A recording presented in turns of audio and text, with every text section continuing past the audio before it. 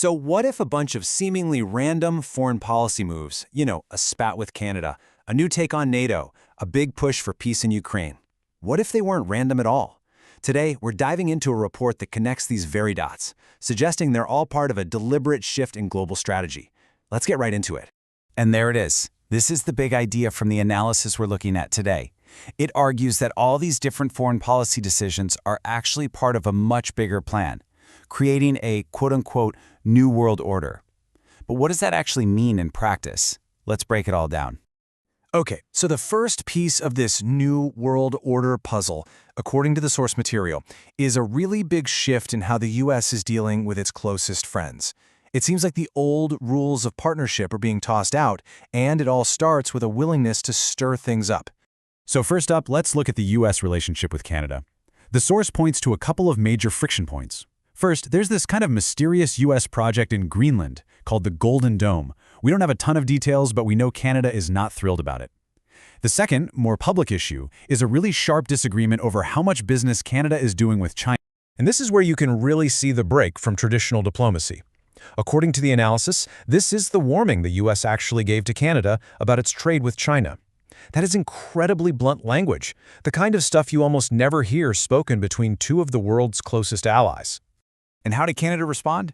Well, according to the source, their reply was just as direct. This quote from the Prime Minister, it's a really clear assertion of their own sovereignty. It's a simple but pretty powerful way of saying, hey, we're going to do things our own way. And that's the tension that really defines this new relationship. Now, this new approach isn't just limited to one-on-one relationships. The source shows how this skepticism is also being applied to these huge, long-standing groups, with NATO being a prime example. At the very heart of the NATO debate is this issue of burden sharing, which is really just a way of asking who pays for defense and who does the fighting. The document we're looking at highlights two totally conflicting views. You have President Trump's perspective that allies have often stayed a little back. But then a critic cited in the report pushes back, pointing to countries like Denmark, claiming they actually sacrificed more people per capita in Afghanistan than the U.S. did. It's a pretty fundamental disagreement about what's fair and who's truly committed. All right, so that's the new approach to allies. But what about adversaries?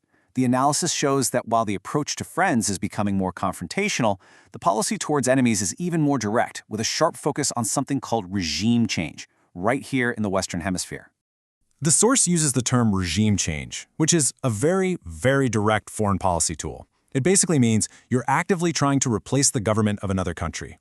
And according to this document, with Venezuela's leader arrested, the White House has now turned its attention to Cuba as the next target for this exact policy.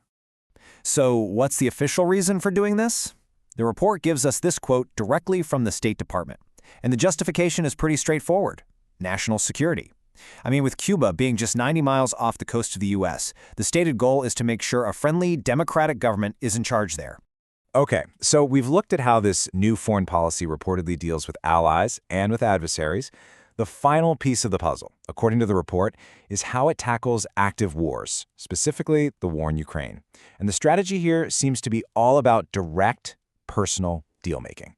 The source really lays out the anatomy of how a deal gets made. It all starts with a meeting in Abu Dhabi, bringing the U.S., Ukraine, and Russia to the same table. The American side is reportedly led by Steve Witkoff and Jared Kushner.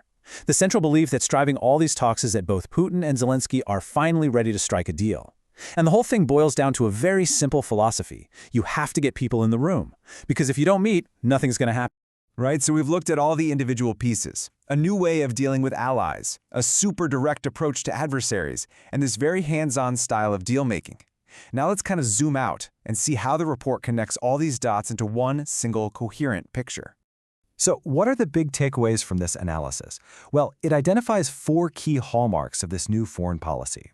You've got challenging allies like Canada, you've got questioning alliances like NATO, pursuing regime change in places like Cuba, and then favoring direct deal-making in conflicts like Ukraine.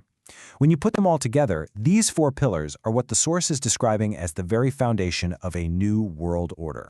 And that leaves us with the central question of this whole report. Are we actually watching the birth of a new, lasting world order, one that's built on these transactional, nation-first principles?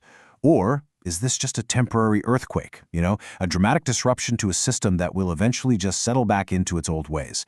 The analysis gives us all the pieces, but it's up to us to decide what that final picture is going to look like.